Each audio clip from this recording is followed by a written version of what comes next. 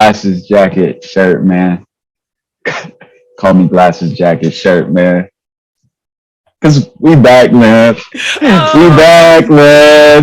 Had to give Jay. a shout out to my guy Super Hot Fire because we back with some super hot fire for y'all. And Jay, we back. Hidden Takes episode 15, man. The it's finally here. Playoffs are Man, right around the corner.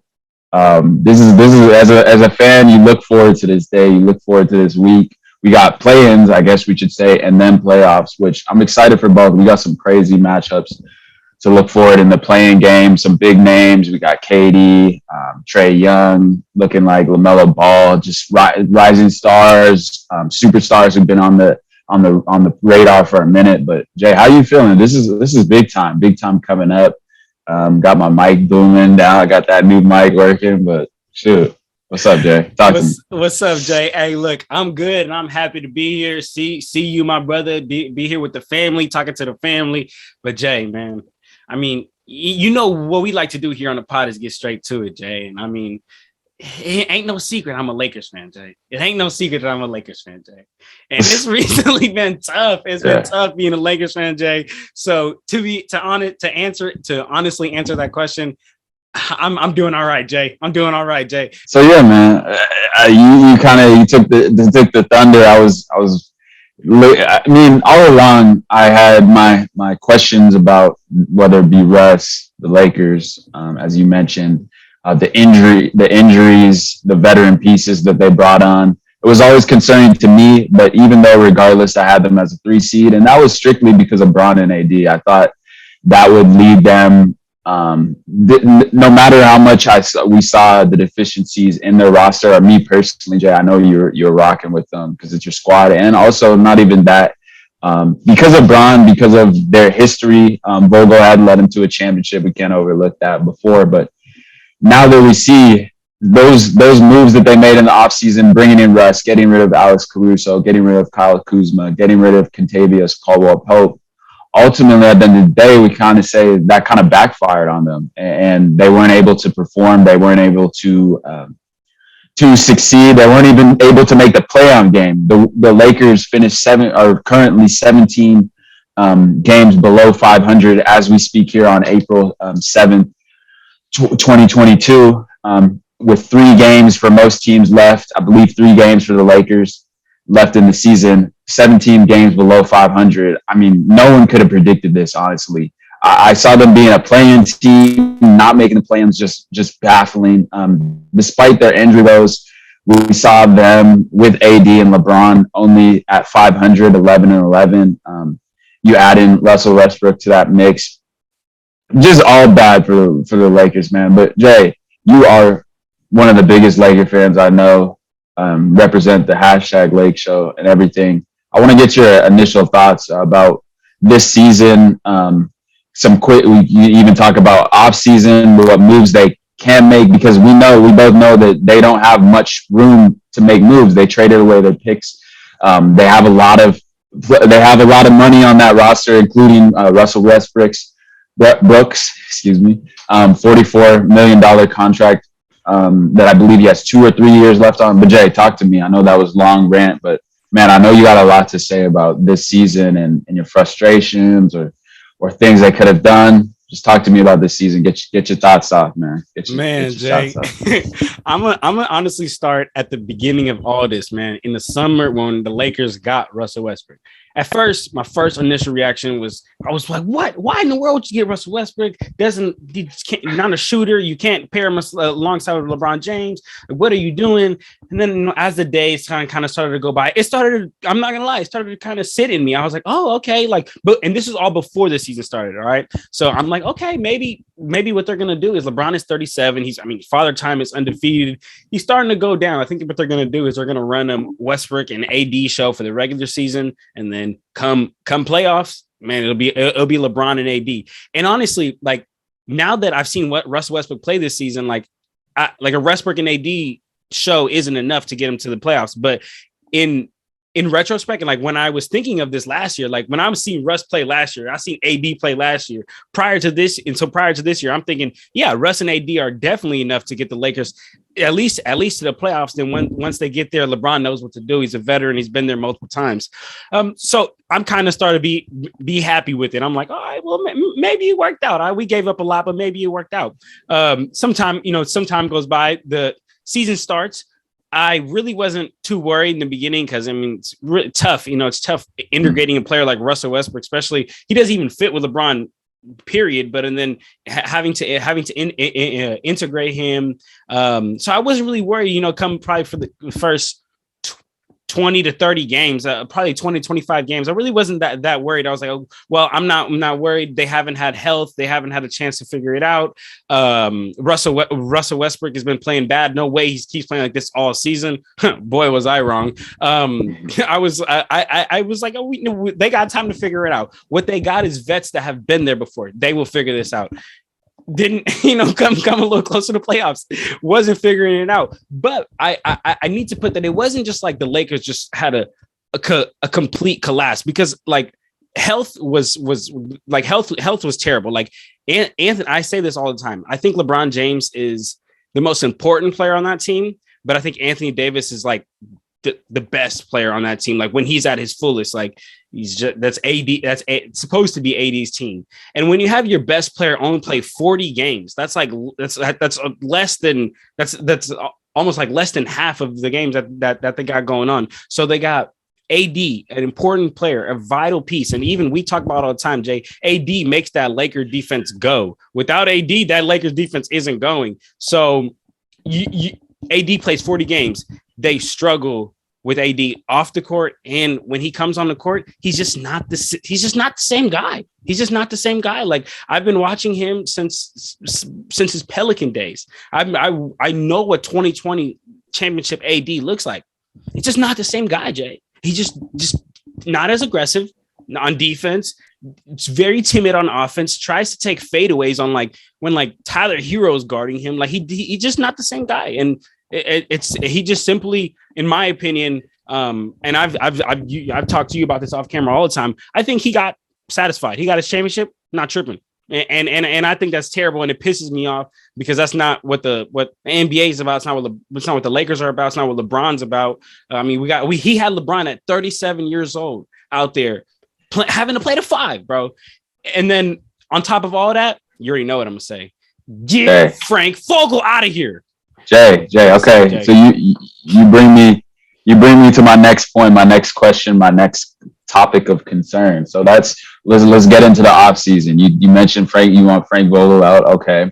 But I look at that roster and I think that number one, because I just personally equate it to number one. We'll talk about the Nuggets and the Warriors. I look at those two teams. They were without Michael Porter Jr. majority of the season. Jamal Murray, majority of the season. Push it to the Warriors without Draymond Green for almost half the season. He was only played 43 games at this point. AD played about 4. He's going to, at the end of the season, he'll probably play half the season. So similar. Clay missing beginning of the season, first 2-3 months. And then Steph now at the end of the season. So the Warriors have had their injury battles, and the Nuggets have had their injuries battles. But where I see the shift and the difference between the Lakers, the Warriors, and the Nuggets is their roster construction, or what I've said from the beginning of the season. So I look at, so your Frank Vogel point, and you wanted him out. We've seen when he has the roster depth in the bubble, when they had Alex Caruso coming off the bench, they had Dwight Howard, they had JaVale McGee, they had Rajon Rondo, they had an elite bench, one of the deepest teams, in my opinion, in the league. They even had a young Taylor Horton Tucker, who obviously has been a big disappointment this season, who had a lot of expectations going into this season. But the reason I bring that up is because I think it's a lot to put on Frank Vogel. Yes, he's had some questionable rotations. I don't deny that. But I do see these other teams with a lot of depth, with a lot of weapons. I will say Mike Malone has done an extremely great coaching job. He has to be considered in the coach of the year. I don't think he's going to win, but he has to be considered. But there's plenty of teams with a lot more depth guys who have bought into the system, even just younger guys. That's the Denver Nuggets, who just have young players who are willing to buy into that system. So that's why I say an excuse for Frank Vogel would be this Lakers roster just wasn't it. Just bringing in Carmelo Anthony, not really a good fit. I mean, he's had a decent season to his standards, especially for what they need. But the rest of that roster, an aging Dwight Howard, Jay. My point is, I think it's a lot to put on Frank Vogel, a guy who has won a championship, who's brought those Pacers teams at the beginning of his career to the Eastern Conference Finals. So I don't know what you have to say to that, but I see there's a lot of teams who battled injuries, but in his defense, the Lakers roster was just piss poor, in my opinion. Yeah, I mean, I blame most of it on Frank because I even told you this, like even that 2020 championship, I don't think he was like, wow, the Lakers just won because of great coaching and just like the Lakers won because couldn't nobody handle LeBron and AD that year, and they had a good deep roster. But I think that the biggest issue with this year was I think that this Lakers team was an offensively built team, a team built to score. It wasn't a team built to play defense. And Frank Vogel is a defensive-minded coach. So he was running these defensive-minded lineups out there, which would end up having Trevor Ariza play more minutes than Stanley Johnson. And I've said this. That should not be happening. Like ever. And I've watched every single Lakers game this season, and I have watched it happen on multiple occasions. And that's an issue. And that was also an issue that I was seeing in the 2020 season too. But when you're winning solves everything, bro. You know what I'm saying? When you're winning, people gonna shut up about whatever, about the littlest stuff. So it kind of slid under the rug. And I think that now when he really had to take on a challenge of a coach, because I think the biggest challenge of a coach is, take a bad team and turn them into a good team or a decent team. And he ain't even been able to do that, man. So, I mean, honestly, definitely, in my opinion, we need to get Frank Vogel the heck out of here. Come off season, and Bron, man. I mean, just salute to Bron, respect to Bron out there. Did his thing this season, bro. I think he needs to play just 2 more games to be eligible to win the scoring title, which he'll probably do with like these last 3 games left. And I mean, it was just the Bron show out there this year, man. And that's really it for the Lakers. Lakers bad defense. Like that's what I'm saying. Like how you have a freaking defensive minded coach and still have bad defense. So it's bad, Jay. But yeah, that's my thoughts, Jay. We got to get Frank out. Frank out, huh? You think that solves everything, though? Not everything. That doesn't solve everything, but that's a big start because now we can. If we have an offensive-minded team, let's get an offensive-minded coach in there and let's run like that. If we want to play defense, okay, let's get some of these defensive players back on the team. But right now, that's just not where we are. And like how you said, the Lakers don't really have much wiggle room unless a team is just willing to like a bad team is just willing to take on Russell Westbrook. So you willing to? That brings up my last final point of topic for the Lakers, and that's being they got to make a move personnel wise. And I look at they don't have a lot of assets outside of those big 3, which they came in initially, and let's call it what it is. It was a big 3, a super team. These are all 3 top 75 players. We can't ignore that. They're all former, 2 of the 3 former MVPs. One could be argued that AD has had a few MVP type years and performances, despite maybe having injuries. So I look at that, Jay, and my question to you is, in my opinion, in order for the Lakers to even compete and be relevant, not even relevant, they'll always be relevant because of LeBron, and AD as long as he's there. But I look at those 3 and I say one of them's probably got to go and to get at least some package back that might fit better and get more assets, more even 2 and 3 could be better than 1 star. And you're definitely not getting rid of LeBron, especially what he can bring box office wise, selling tickets as he chases Kareem to get the number 1 scoring all the time. Then I look at Russell Westbrook. excuse me, he has one of the worst contracts in the NBA, if not the worst. No team's really going to want him, in my opinion, especially him not being proven and proven time and time again this season that he's not willing to take a back seat and step into a bench role, where he might not be playing the end of games, where he might not be starting. I don't see at this point he's willing to do that. Maybe China is the next step for Westbrook in his career. I don't think seeing him doing that, but I think that might be the best step. So I look at Anthony Davis, and that's where I see a player who you may not want to let go of. Laker Nation might not want to get rid of him, but I see him as the best opportunity for you. I think you owe it, not you, the Lakers organization, front office, whatever it be. What we heard, what Magic, his thoughts about DeMar over Westbrook, and those talkings of the past offseason, the most recent offseason. But my question is, would you consider getting rid of Anthony Davis? Like that's the easiest piece that would be able to move. I understand that he might be less valuable because of the injury concern, so you might be better off holding on to him. But if a team comes knocking on the door and says, we'll give you a package of two players, pretty high level, maybe for instance, Bradley Beal and Kyle Kuzma. I don't know, just some package like that where it's a borderline, it's a star, not a top level star, and you get some pieces back. Would you be willing to give up Anthony Davis? Because as I see it right now, I don't see the Lakers really competing with the current roster next season. I think it's going to be a little bit of the same, a lot of the same.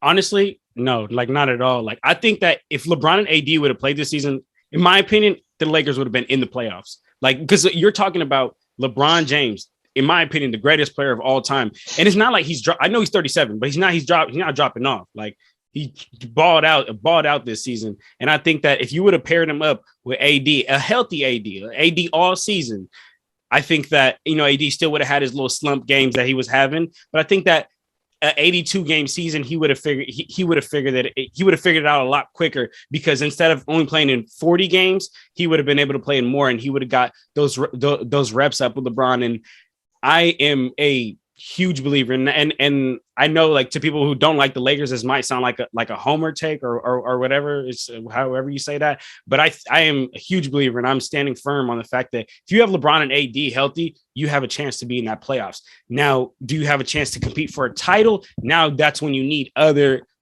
pieces, and that's when I think I know you like kind of joke about, you talk about Kendrick Nunn and stuff like that, but that's when I think players like that are going to come into huge, like players like Kendrick Nunn, players like Stanley Johnson, players like DJ Augustine, right? But what I think, because personally, I don't think Lakers should get rid of AD. He's 28. He's in technically the prime of his NBA career. He's been in the NBA for some time. He knows how the game goes. He's not old, so he's technically in his prime of his career. And a player like AD, even though he had a slumped year, I don't think it's like the Monstars. I don't think he like just lost all his talent. I think he's still there. It's just whether it be drive with motivation, whether it be whatever. I mean, I hope this motivates him. I'm not making a play and getting embarrassed like that. I hope that motivates him. But to answer your question, Jay, no, I personally wouldn't trade AD. I would try to go along the routes of anybody else, really. I would really start going with THT, Austin Reeves, even starting to go towards Melo, Malik Monk. It really, in my opinion, anybody besides LeBron and AD. Okay. But again, I just wanted to get your feel on that. But again, like I also want this to be taken with a grain of salt, because it's going to be hard to get anything with that. So, Yeah, absolutely. Yeah, I wanted to get your take on that, and I understand those are your two prime pieces, the most that you have to offer, but definitely you could get some value back. And I just want to note, I did hear that snippet from the shop about LeBron saying, he wants to play with Bronny. And then if he said, they asked him about league player, current player, Steph. He said Steph would be his current player in the league. Hey, Bronny, you know you're a big fan of the show. Love to have you in the Bay, man. Would love to have you in the Bay if you want to play. Just thought I'd add that little little snippet though. Hey, But bro, if yeah, you want to come up to the back, oh, come on down. yeah, we would love to have. But anyways, man, You funny, Jay. um, let's keep it pushing. Love to get loved hearing your thoughts on the Lakers and everything like that. Disappointing season for sure. But let's talk about some positives. The Chris Paul effect. Numbers don't always tell the whole stories, but in this certain instance, and we're going to talk about this, in the past 4 years, the past four seasons, he set the franchise records and wins. So they're following wins are following him wherever he goes. Sorry, they're not the past 5 years, but with the four teams that he's been with. So in 2008, with the New Orleans Hornets, he led them to a franchise record, 56 wins and 26 losses. And with the LA Clippers, in 2013, 2014, he led them to a franchise record with 57 wins and 25 losses. Follow that up 4 years later in Houston in 2017 and 2017-18 season with 65 wins and 17 losses. And this past season, or this upcoming year, and counting, the Phoenix Suns, the 2021-22 season with 63 wins and 16 losses, Jay. At a certain point, you just got to say, like, Chris Paul's a winner. And people always joke, like, oh, he doesn't have a title. He doesn't have this. But we always hear leaguers talk about it. And I feel like fans and just people in general kind of equate being a winner and all that with winning a title. But you don't understand the fact that what we really tend to forget, and it's easy to forget, is all that goes into winning a title: the luck, the injuries, the things that all lead up and have to come together in order to win a title. But doing it consistently, going to a new franchise and leading them to a franchise high, franchise record in wins. Wherever you go, the four franchises that you touched, you've been a part of that organization, speaks volumes about who you are as a player. I know Chris Paul isn't the most liked player around. People find him annoying. I can't even say there's times where I can't stand the dude. But what's a fact is the dude is a proven winner. Whatever he touches turns to gold. I know he doesn't have his ring yet, but there's a good chance he might. He's in a position for his team to win again consistently, man. The dude is just a pure winner, man. And just had thought I'd add this. But Jay, how are you feeling? What's your take on Chris Paul and every franchise he's set the franchise record for wins that with each franchise he's been at, man? I can't speak more about that. Man, Chris Paul, Jay. Honestly, that was a great, like, I loved how you broke that down and explained that, Jay, because I agree. Most of the league, there is that interpretation. Oh, Chris Paul is not a winner. Like he hasn't won anything. But right there, like that's the proven facts of, like, man, he's improved every team that he's been at, and that's what Chris Paul is all about, man. He does like the smallest, the littlest things to make sure that his team gets to win. And I mean, it's just proven, right? It's proven right there. It's extremely impressive, man. Honestly, to see a player like CP3 do that, and even at his age, because I like, again, like, I think that the big news and the big storyline takes LeBron's 37. But Chris Paul is also 37, right? Like that's another thing that, like, I keep talking about, and I'm like, yeah, like LeBron, and I'm not taking nothing away from LeBron. I mean, I'm the first one to give LeBron roses, but I'm saying Chris Paul 37 doing the same thing, but leading the league, right? And like doing all these, and yeah, better roster, all that, but still doing it, man. And he's the point guard of that team. And I'm just happy to see Chris Paul revive his career, man. I know that I really thought that when he went to OKC, it was kind of more going to go downhill and it was just going to be the end of CP3's career. But and then I know he ended up going vegan and like changed everything. And he said like that changed his whole life. Like he felt young again, felt like he could hoop. And then now, man, they're just the Phoenix Suns have a very good chance of winning the championship this year. Yeah, no, it's wild, man. And I misspoke on that just to correct myself with, so he's been on 5 franchises, but with the Oklahoma City, they did not set the franchise record, but still 4 out of the 5 franchises he's been with, he was able to do it, man, which is crazy. But hold on, Jay. And let's even, You said Yeah. OKC. Yeah, you're right. He might have not set the franchise record, but remember that OKC team was a joke, and he took him to the playoffs. So Facts. He took him. I'm right there with you, bro. Took him to the playoffs, and then let's even talk about some astonishing, crazy numbers from when I'm going to read these off to you, Jay. Before he came to the franchise, and then after he came to the franchise, the drastic turnaround. So prior to CP3, when he was a rookie, his first year with the New Orleans Hornets, OKC Hornets, as you know, they had the Hurricane Katrina and all that. They switched venues, but so before him, they're 18-64, and they turned it around 20 game difference to his rookie year being 38 wins and 44 losses. Drastic turnaround. Damn. You shift that to when he was with the LA Clippers. The year before he got there, they were 18 games below 500 at 32-50. Switch that around, eight game turnaround to 40-26. So an 8-win increase. When he came there, this is just the first season with the franchise.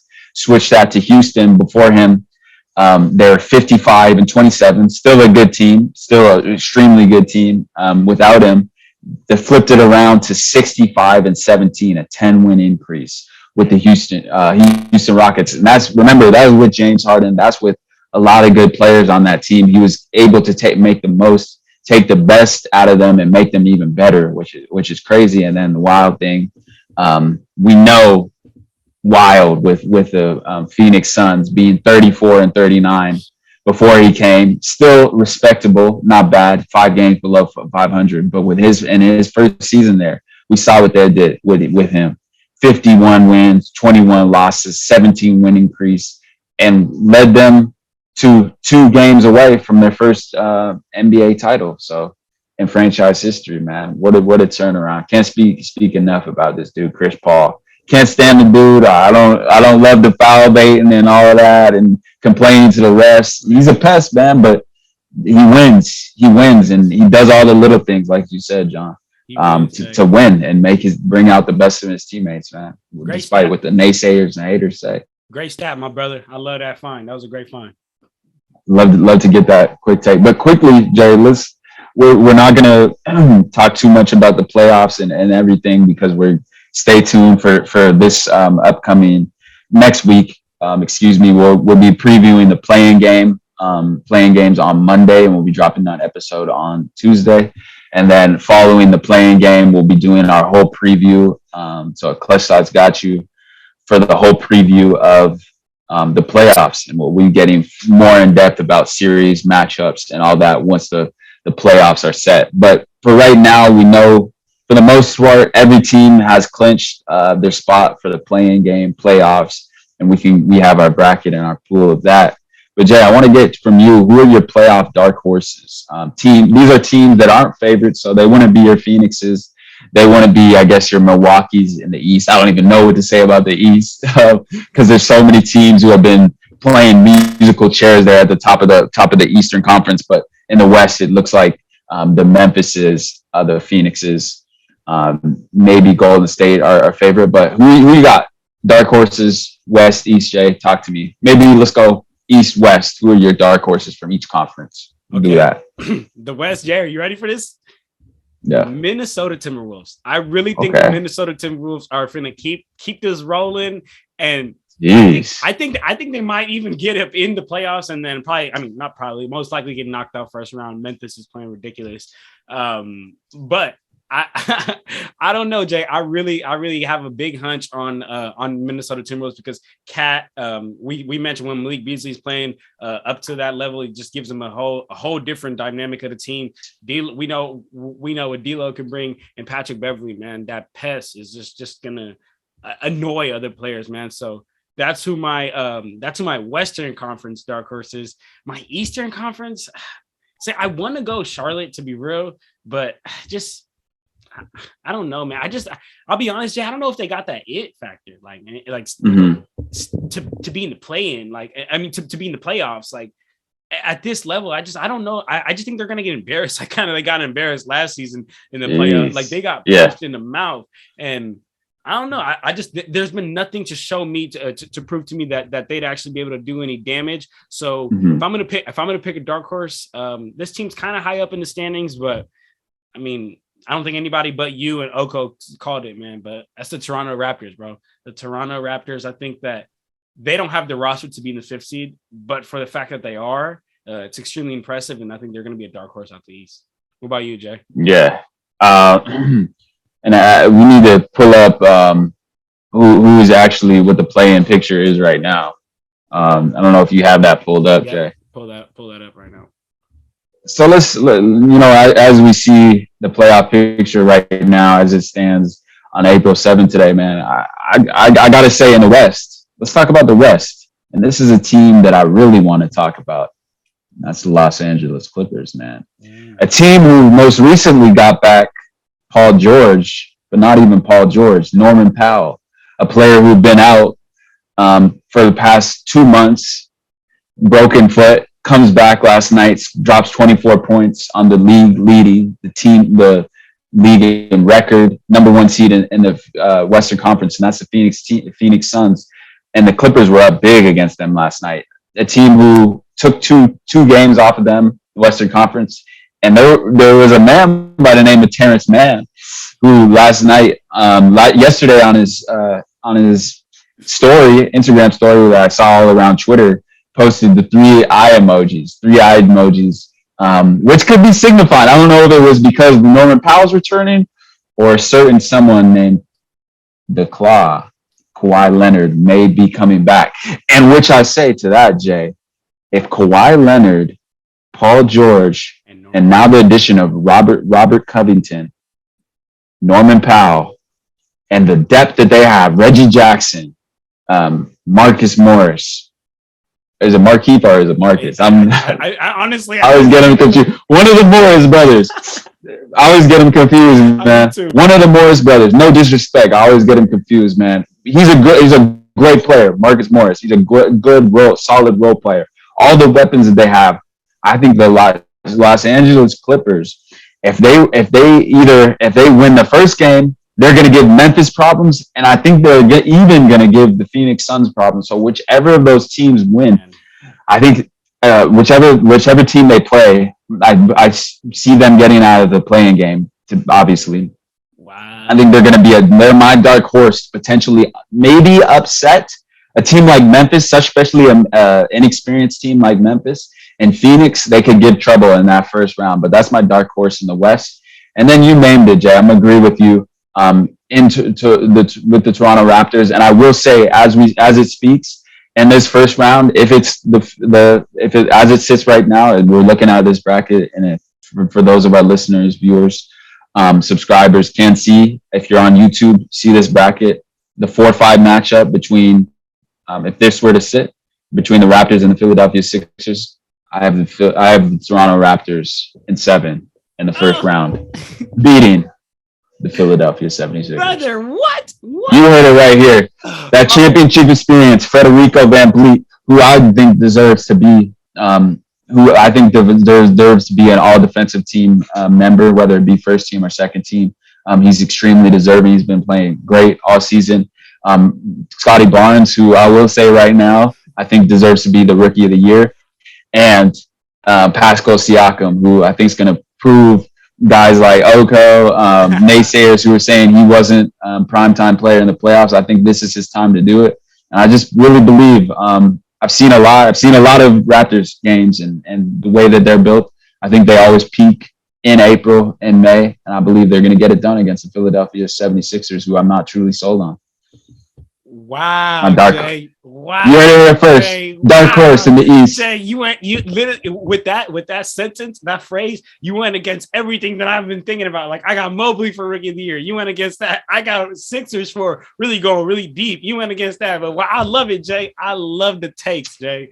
Yes, man. And for the fans, like, just, I mean, for the family, like, for y'all out there, man, listening, like, just know, like, takes like that, me and Jay got so many in the vault just waiting. So for that playoff episode, that playing episode, you need to be tuned in like heavy, man, because this is big, Jay.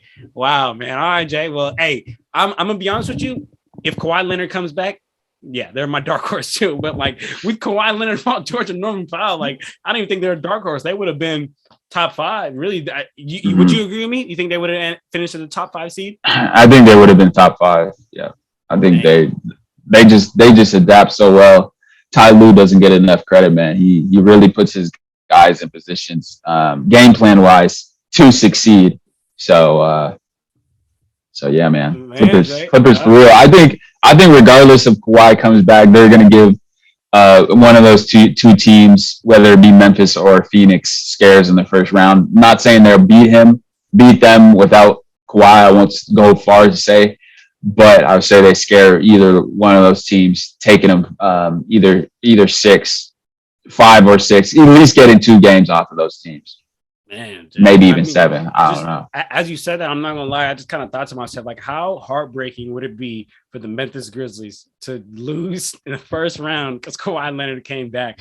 That would be so heartbreaking after this amazing season they just had, and no one expected it. Yeah, yeah. Well, here's what I will say about Memphis. It's been for the most part smooth sailing, even without Ja out. Even with Dylan Brooks, who missed a significant amount of time this season. They've had starters out. They've had a lot, and they really haven't faced much adversity, especially for a young team, especially for a young team. And I know I've raved about Memphis, and I've been on record saying that, but I could see an instance where they could get bounced early because they really haven't faced true adversity of being tied in a series, maybe even being down. Besides last season, where they won their first game and then lost 4 straight against Utah. Despite, I will say, give them credit, they won 2 with their backs against the wall, knocking off, I can't remember, I think it was San Antonio in the first game of the playing game, and then beating Golden State. But I will say they haven't truly faced adversity. So I could see an instance where they do get knocked out in one of those first 2 rounds, maybe in the first round, if they play a team hungry. I don't know who we got in that 6th seed right now. Who will truly end up in that 6th seed? Is it Denver? Is it Utah? We'll see in these next few days here, but they could happen, Jay. That's all I'll say. Could happen. Yeah, that would be one of the craziest things that I feel like we see in the season. If Grizzlies, that would just be upsetting, man. But that would be a big lesson for them, and that could help them, come down the line, man. But all right, Jay. Hey, playoffs is right around the corner, my friend. Playoffs right around the corner. Man. They start April 16th, and then play-in starts right on April 12th. So, man, that's right here, Jay. Right here, man. All right, brother. So before we get off here, my brother, I gotta talk to you about a game that I seen this week. It's my personal favorite game I seen this week, and this was on Tuesday, April 5th. I saw the Bucks beat the Bulls 127-106. Man, I mean, let's get into the game. For the first quarter, it was really beautiful basketball to watch. Saw the Bucks have 12 team assists, and you just saw Grayson Allen, Chris Middleton, Brick Lopez. Shout out Brick Lopez, really out there handling it and getting it done both offensively and defensively. And then second quarter is when this game really got out of control, Jay. The second quarter is when the game really got out of control. The Bucks outscored the Bulls 32-26, but it just seemed much worse. When you're just watching and you're like, damn, I don't remember the last time the Bulls scored. And the Bucks were just hitting everything, man. I mean, that second quarter, they shot 58% from the field and 40% from 3, while the Bulls shot 41% from the field and 20% from 3. So just a tough quarter for the Bulls. It seems like there was a lid on that basket. But except for everyone except DeMar, man, because DeMar in that second quarter just took over, man. Scored 14 of the Bulls' 26 points in that second quarter. At halftime, DeMar DeRozan had 20 of the Bulls' 46 points. That was absolutely insane to watch, Jay. And then another thing I want to bring up, and this is kind of really why I kind of have the Bucks being kind of my championship favorites. I mean, to be real, is at halftime, right? Like if you just look at the box scores, Giannis had 5 points, 2 rebounds, 0 free throw attempts, 4 assists. You would think like, damn, Giannis is having such a bad game, but because he's the Bucks' best player, and you would think, wow, the Bucks are having such a bad game, but no, that wasn't the case. The Bucks were up by like 20 at halftime with Giannis having such a bad game, and that just was like, damn, like the Bucks depth is just insane. And like Giannis really was showing me out there that he could do more, because I'll be honest with you, like I didn't agree with Harden where I say he just puts his head down and dunks, but I definitely thought Giannis just kind of out muscles everybody, but I wasn't taking it away from him. You know, he worked for those muscles. So, you know, good for him, but I didn't think he could affect the game in other ways, but man, he was facilitating out there, moving, really moving the rock. So just want to give a huge shout out to Giannis, but then on the Bulls side, no Zach LaVine, so you really would expect Vucevic to step up as that second option. Doesn't step up at all. Shot an awful 18% from the field and 20% from three. And then in that third quarter, Jay, is when DeMar went off. Jay, a ridiculous 20 points in the third quarter on 87% from the field, 100% from the free throw line. But I need to give a little like mind you, he scored 20. But the Bulls scored 36 in that third quarter. So that's more than half. That's more than half. And it was crazy, Jay, because you know they say in the NBA, like, oh, good defense, but that was just a better shot. The Bucks were double teaming him. They were sending triangles at him. They were sending the boxing ones. Bro, he was getting out of everything, hitting every mid range. I was honestly like insane to watch. And then on the Bucks side of things for that third quarter, Brook Lopez really went off, man. Scored 11 points, 2 rebounds, 2 blocks, owned Tristan Thompson, and that's what really made me come to the realization. And you've been telling me, Jay, the Bulls need a big, and I've known, but I just kind of just been trying to be oblivious to the fact that the Bulls need a true big. But man, Brook Lopez, and no disrespect to Brook Lopez, but I don't think that he's an elite big, right? You wouldn't compare him to a Joel Embiid, to Jokic, to players like that, and he owned Tristan Thompson. Jay, Tristan Thompson in that third quarter didn't do a single positive thing. So I mean, that game was just crazy, Jay. Because you know DeMar went off, but even though DeMar scored a ridiculous 40 points on 61% from the field, the Bucks still controlled the game, man, and really they still controlled the game the whole time and really proved their dominance. But just real quick, Jay, like I just want to read off how the players who scored for the Bucks, because this is a really extremely impressive. We had Chris Middleton with 19, Giannis 18, Brook Lopez 28, Wesley Matthews 11, Drew Holiday 11, Bobby Portis 13, Grayson Allen 13, George Hill 5, Pat Connaughton 3. It's just like the depth of that team is crazy, man. And I think that this game, while I agree the Bulls weren't fully in, you know what I'm saying, they didn't have their full roster and didn't have Lonzo, didn't have Zach LaVine. I think that the Bucks really flexed their depth this year, man. And to be real with you, that's the reason why I got them winning this year, Jay. Like they gonna do it. They gonna do it. The Bucks are a serious team to be reckoned with. Yeah, it's scary because they can get scoring and everything from other places other than Giannis. So they're a dangerous threat.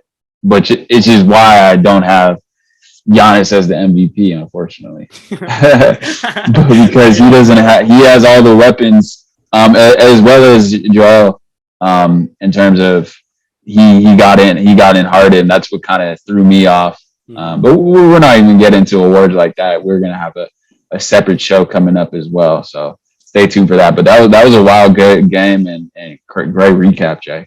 Appreciate it, my brother. Appreciate it, brother. But man, Jay, if you got anything else for us to talk about, or are you ready for us to wrap this up, Jay? We got some good games. We got the Warriors about to probably beat the Lakers again tonight. Yeah, the Warriors Lakers. I'm looking forward to that game, and hopefully to clinch big game for the Warriors, because it's if they win one of these games, they're able to clinch home court advantage in the first round. So that's big. Important. Russell Westbrook not playing. I just got that. So that okay. That's gonna make it hard. Is Bron playing? No, I don't think Bron's playing. Okay. I don't know. I haven't got a notification yet, but you need, we get those notifications on our phone. Yeah. Is playing.